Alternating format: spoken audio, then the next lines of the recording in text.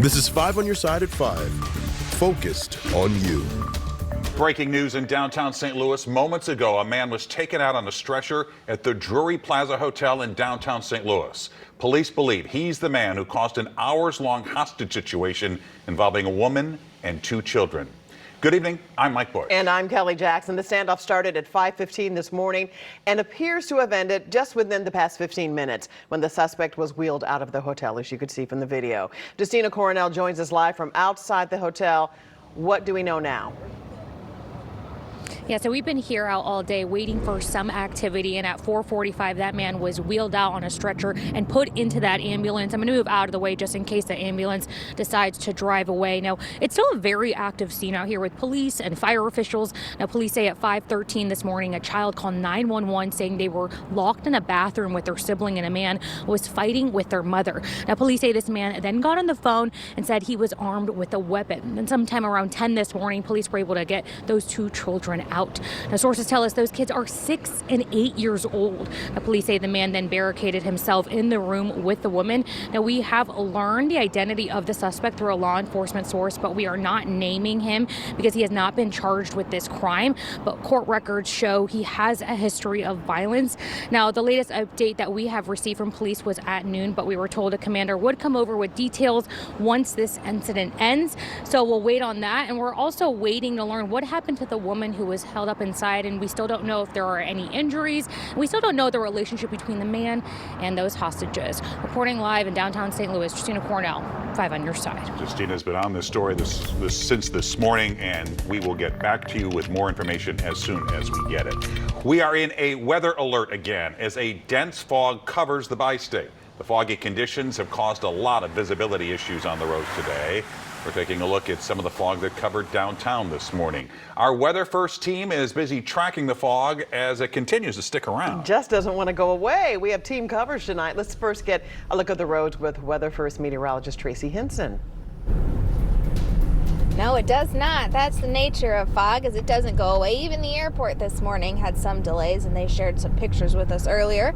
Right now, road conditions, though, it is pretty good. You can certainly see, though, as we're heading into the evening now, that our fog is starting to form in a little bit more dense here. So as I zoom into a couple areas, you can see our visibility is pretty decent. I'd say it's about a mile, maybe down to half a mile in a few areas, especially along our roadways here. But that's the nature of fog. Our low-lying areas and areas around a little bit more moisture like our rivers, those will see the most fog formation. Back to the front of the car now, you can see our visibility pretty good right now, but we do expect visibility to diminish throughout the night. Jim?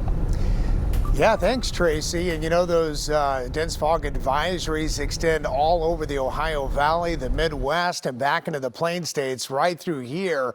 So we're going to continue to see that through at least noontime tomorrow in our area. Cuba looks like it's going down in terms of that visibility again pretty quickly. Like Tracy said, that's what's going to happen throughout the night tonight as the visibility gets worse as we go throughout the night into tomorrow morning.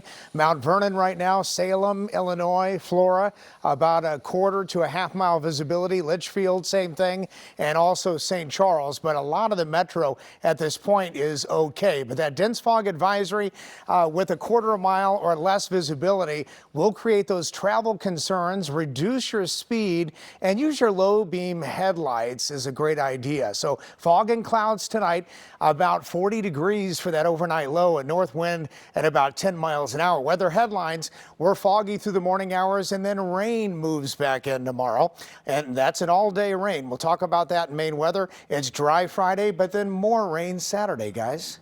Another developing story in St. Louis. Police investigating a deadly shooting on Lucas Avenue. That's near the City Museum. Officers say the victim is a boy. We don't know at this time how old he was. We're working on that. The shooting happened around 5 a.m. Police say the boy was taken to Cardinal Glennon Children's Hospital where he died. We don't know the name again. We don't know the name of that boy. Police have not shared any information about a suspect. If you have any information, you are asked to call Crime Stoppers. That number is 866-371-TIPS, and you can remain anonymous. And right now, police are working to learn more about 2 people found dead in North St. Louis. The deaths were in the city's Kingsway West neighborhood. 5 on your side's Diamond Palmer joins us with more on this investigation. Diamond. Well, Kelly, the St. Louis Metro Police Department says they don't have a suspect in custody for this double homicide. They've confirmed that both victims suffered from blunt force trauma to the head. Now, SLMPD says they were called to the scene of a sudden death shortly after 1 on Tuesday afternoon. When they arrived, they found a man and woman dead inside of the home in the 5200 block of Pollyann Place. Today, police identified the man as 55-year-old Paul Hubbard. However, they have not identified the woman, who is 47 years old. Neighbors who knew the man and woman say they were squatting in a vacant home for nearly a year, but were overall pleasant people who didn't bother anyone. These houses need plumbing, tuck pointing, roofing. It's just a nest to harbor, drug-stricken people, homelessness, that leads to a lot of negative things done to people, innocent or not innocent. Who's to tell? Now, anyone with information is urged to call Crime Stoppers at 866-371-TIPS. Missouri Governor Mike Parson called for pay raises for teachers and state workers in his final State of the State address. Parson laid out his agenda before a joint session of the House and Senate. Political editor Mark Maxwell is live in Jefferson City with more. Mark.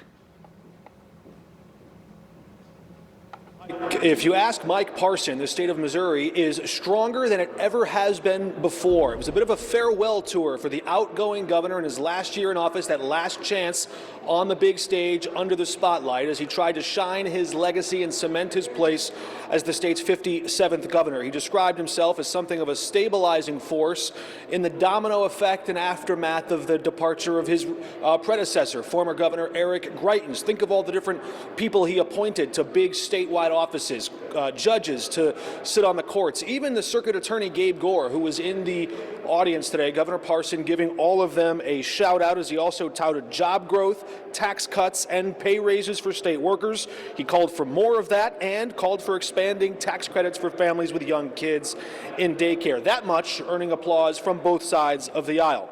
Looking on from different corners of the chamber were all three men running to try and replace him in the GOP primary. Lieutenant Governor Mike Kehoe, Secretary of State Jay Ashcroft, and State Senator Bill Eigel. All three of them could be on the ballot this year alongside questions about abortion, something else Parson highlighted in his speech.